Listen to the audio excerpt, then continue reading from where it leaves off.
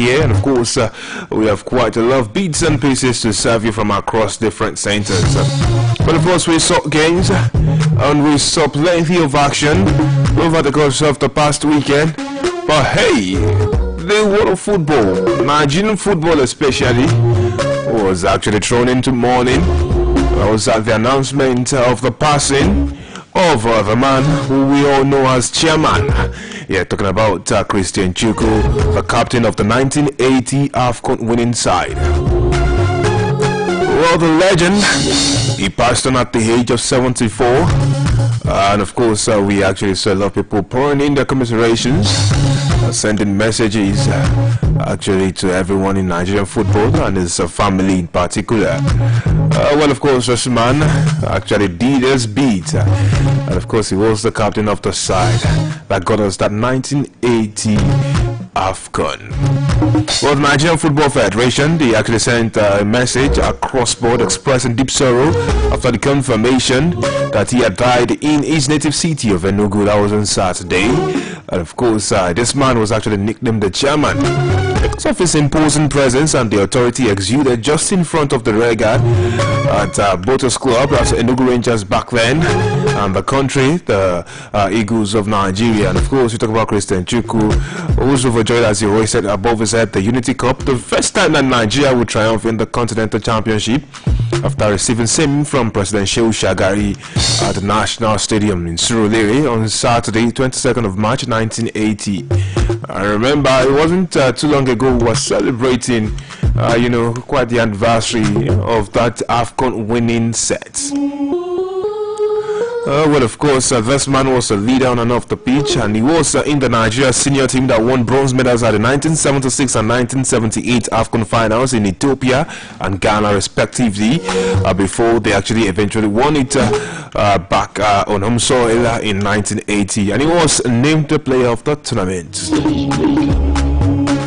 Well, of course, this man born on the 4th of January 1951, he also did coach his darling club Rangers, and he is part of the few that would actually do their beats for one club and one club only. Yes, he was a one club man.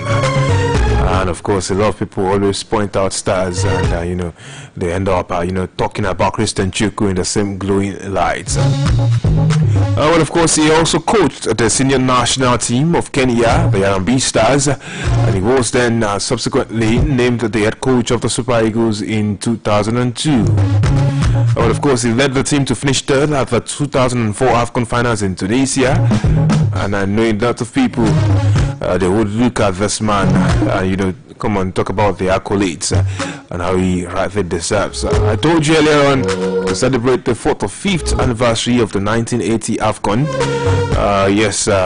Well, of course, we are talking about others who actually were in that squad that are passed on.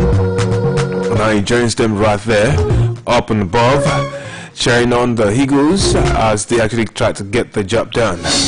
Some of the others that had gone before now we had goalkeepers, Best Ogedegbe, we had Moses Effiong who had passed on, the defenders, late Okechukwu Isima, the late Tunde Bamidele, midfielders like Aloysius Atugu and Mudashiru Lawa, as well as Martins Ayo, the late one. And of course, yes, it was quite something looking through those names. Anyways, while we're talking about this, we also got news that Charles Bassey, someone who also had done his beat, had passed on also this same weekend. So it was quite something looking at this weekend, and now it all panned out. Alright, moving on from there, there was actually some drama in the NPFL. Well, this weekend was quite something. Remember that the previous weekend we had some, unsavory sights. But then this time around it was going from bad to worse because we saw some things that we shouldn't have seen. And of course, what keynotes we can actually say was a positive was the fact that teams, after the announcement of the passing of the late Christian Chukwu, all teams that played the minute silence before they kick-started their game. And it was observed across all venues right there.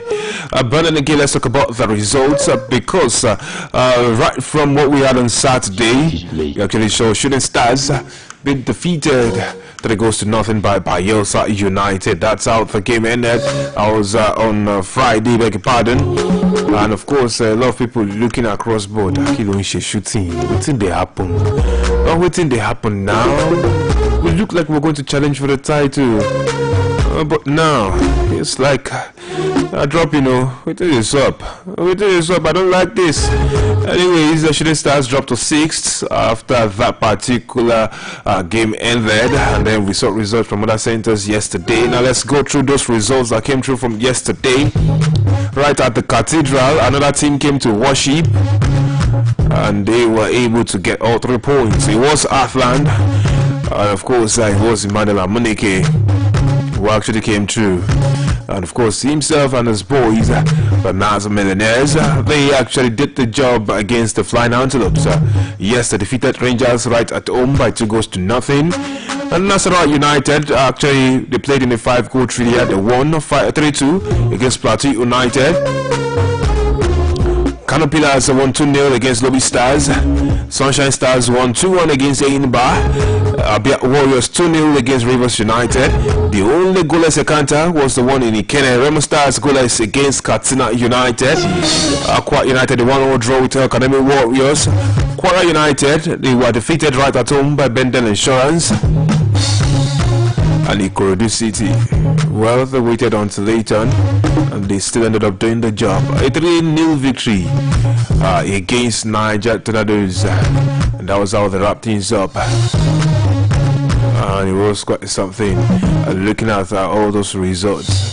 But then, talking about the things that we saw popping up, Sunshine Stars, remember not too long ago, they did actually have an overhaul of their managerial team, and after that change we saw this win against Ainba.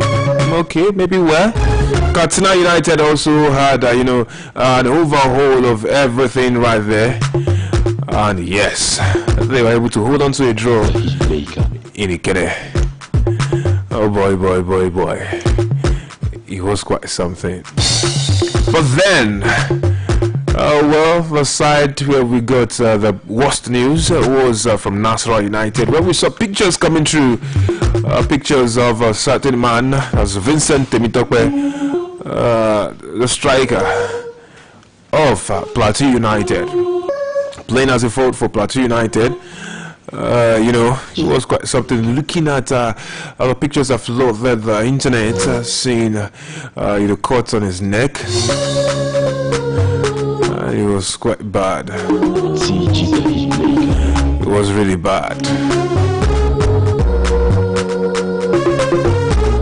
It was really bad. I'm still looking at the picture and I'm asking questions. Why do we keep doing these things to ourselves? The story was that fans actually had a go at him. After a while, it was really bad. The sight that we saw, there was a cut to the neck, and we thought, come on, what is this? Why would we have something like this? I mean, this is really bad. This is not an image that we want to see.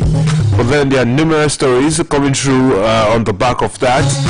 Some people saying you had an altercation with a fan after the game. Some people said no, it was fans who went at him. But then whatever it is, a player should not be having a cut to the neck. Some people said it was just fingernail scratches, but I mean, come on, this is really bad. We should not be seeing scenes like this in our football. It is really bad. That's just what it is. No sugarcoating anything right here. So we'll be waiting for the investigations, and we'll be waiting to see what happens. But just like we did last week Monday and Tuesday on this show, I'll say it again. I will say it again. We do not want to see any form of violence in our football, no matter where it is. It is strongly condemned across board. We want to go out there and enjoy our games the best way possible. So please do not be a part of those that will condone violence. Do not be a part of those that will instigate any form of violence, and do not be amongst those who will encourage violence in whatever form. Alright, let's talk about the league tag, the most important league in Nigerian football. We have quite a number of goals scored across board, and of course a lot of people looking at the statistics right here. I'm talking about the NNL, yes, the Nigeria National League. We're in Group A, Conference A, that's what they call it actually. We have 13 goals scored, 1 away win, 3 home wins. Yes, there was just 1 draw. Let's talk about the games. Match day 13 came through. We had Idajo United with a 1-0 draw with Smart City. Dakara 1-2-1 against Idel. Crown FC won 4-0 against 1472 FC. Inter Lagos 3-0 against Beyond Limits. Ijele defeated right at home by Warri Wolves. And of course, we talk about the table. Warri Wolves are right at the top.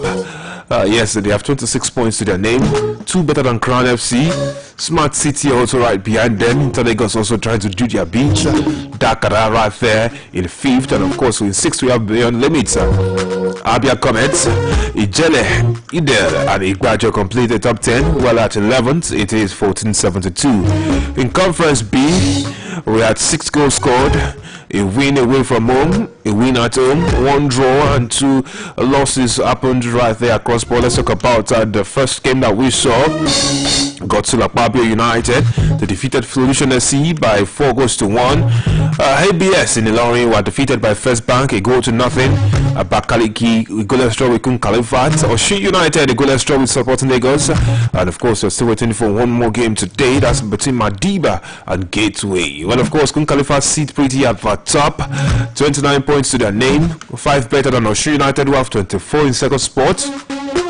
Sporting Lagos are also in there with 18, the same number of points that 4th place Solution FC have accrued.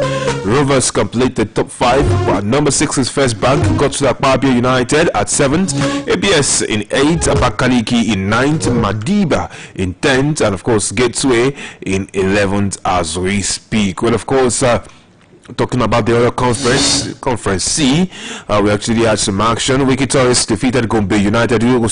2-0 it was right there. Mighty Jets 1-0 against Sokoto United. Barao 3-0 against Zamfara United. And of course, you talk about that table. There are just 7 of them. Wiki Tourist top that log. Mighty Jets right behind them. Gombe United also following through. And of course, you have Sokoto United, Barao FC, Zamfara United, and Jigawa Golden Stars. In Conference D, we had 7 goals scored. None of the away teams won, and of course it was just 3 games, and all the home teams won those 3 games. Jubilee Stars 3-1, they won against Duma United. Kada Warriors 2-0 against Kebi United. Adamawa right there with a 1-0 victory of Basira United. And of course, you look at the table. Jubilee Stars, the A are actually leading, 14 points to their name, 13 for Basira in second spot. Doma United also having 13 to their name, and with 9 points we have KB United in 4th spot. Kada Warriors right behind them, Adama United and Sporting Supreme complete the table right there of all 7 teams. Anyways, that's how it is right now, talking about the NNL. And of course, the action as it actually came through right there. And of course, a lot of people looking right at the Premier League. Okay, we'll go there. We'll talk about it. But hey, the most asked question this weekend: what's up with Lobby Stars? Share. Well, Lobby Stars, the relegation has been confirmed after that loss that they actually experienced. And of course, a lot of people looking at how it is right now with them. Well, following that 2-0 loss at the hands of Canopilas, Ahmed Musa actually was one of those who inflicted that defeat on them. Well, Lobby Stars are now down and out. That's how it is when you talk about the table in the NPFL. Yes, Lobby Stars have 25 points to their name. And with just 5 games left, it doesn't look like they will be able to rise out of the relegation waters. For what it's worth, the team that is just above the relegation zone has 41 points. So yeah, you see the margin is different. That's how it is. And there will be questions asked. So now it remains to see what happens for the likes of Aqua United, Sunshine Stars. Both of them have 38 points. Well, 17th place Katsina United have 41 points. Athland also have 41 points. They are just out of the relegation zone. But hey, Hey. Oh boy, at this point you have to pray for some of those teams. Anyways, after confirming that, let's let you know that Anas Yusuf of Nasra United is still the man with the most goals so far this season. He has 15 to his name. He has 15 to his name, and of course I know a lot of people will be looking Kidoma Shele next. Anyways, wait to see who the Chesson Park is and what they will be able to do right there, talking about how the action will go on from here.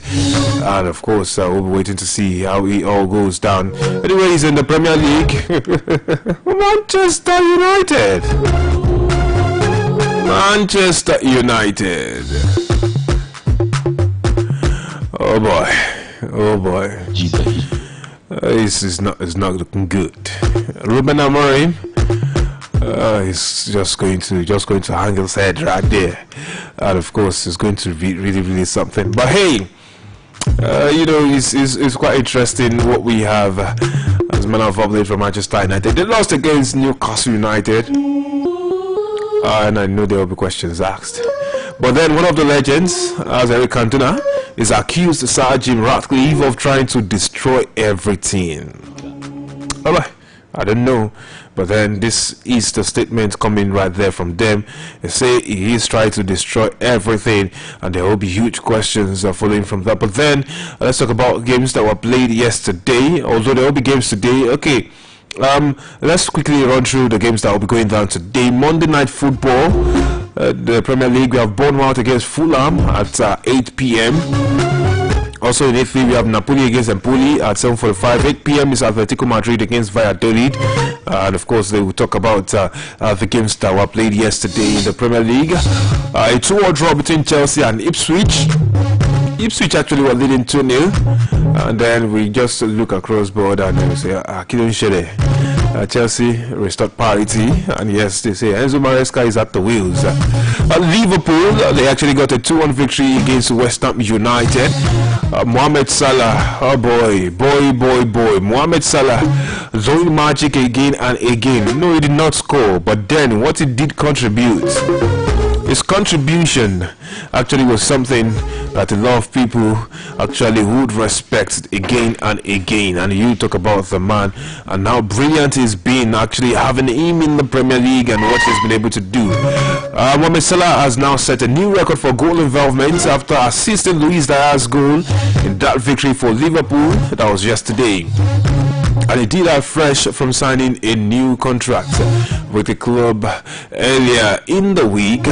Will extend his stay in Merseyside until 2027. Well, of course, that was his 18th assist of the season. That's crazy. And of course, this season he has been involved in 45 goals for Liverpool, scoring 27 goals and those 18 assists. Well, no other player has achieved this figure in the Premier League 38 game season. Yes, since we started using 38 games, no other team has been able to achieve that. For Wolves, they defeated Tottenham 4-2. Newcastle United, I told you, they actually won 4-1 against Manchester United, and they dedicated that victory though their manager was absent, Eddie Howe, and they were looking at Manchester United. Unana no day. Okay, no problem, we'll still beat now. Anyways, on top, Ainda received some sticks and some backlash from the fans. Oh, then of course it was right there in their faces. So that was it about the games that happened yesterday. And a lot of people looking, mind you. Okay. Anyways, so people. Well, of course, they're just 3 points away from 17 spots. League on 10. They played a 3-3 draw with Brest. Angers, yes, it was a 2-0 the victory against Montpellier. They actually were defeated right at home by Rennes, 5-1. And Lyon, in preparation for the second leg against Manchester United, they won 3-1 against Auxerre. It was quite something. Well, in the Bundesliga, we are Stuttgart reduced to 10 men, and of course they lost that game by 2-1 against Werder Bremen. Eintracht Frankfurt, they actually got a 3-0 victory over Heidenheim. And in the Serie A, We had Atalanta. They returned to winning ways. A 2-0 victory. A 2-0 victory against Bologna. Well, Fiorentina, a goal stroke with Parma. Here having quite a clean sheet here. And Verona, that's Verona, a goalless draw also with Genoa. Como defeated Torino by a goal to nothing, and a 1-1 draw between Lazio and AS Roma. Well, this weekend, just yesterday, Willem 2, right there in the Eredivisie, that's in the Dutch league. They were defeated by Ajax, who won the Eredivisie after that one. And of course, it was quite something looking at that run. In the La Liga, Osasuna defeated Girona by 2-1. Real Madrid, they saw a red card to one of their players, but then they won a goal to nothing. Alaves also had themselves reduced to 10 men with a red card. Real Betis, they were beaten. So if you are wondering why there was no shout of Anthony the GOAT, it was because Real Betis were beaten at home by VRL by 2-1. And you talk about Athletic Bilbao, they won 3-1 against Rayo Vallecano. The Saudis are right there talking about the action as it panned out, over the weekend, especially yesterday.